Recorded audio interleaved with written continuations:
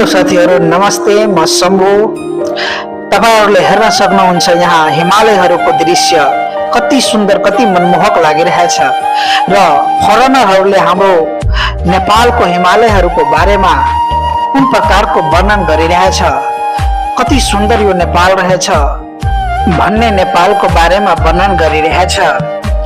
नेपालमा 8000 मिटर भन्दा बढी 14 वटा पहाडहरू रहेछ, 14 वटा हिमाली शिखरहरू रहेछ र दुनियाँकै सबभन्दा सुन्दर मनोरम र मनमोहक हिमालयहरू नेपालमा रहेछ भन्ने बारेमा वर्णन गरिरहेछ र उहाँहरूको मुखबाट यो वर्णन सुनौ।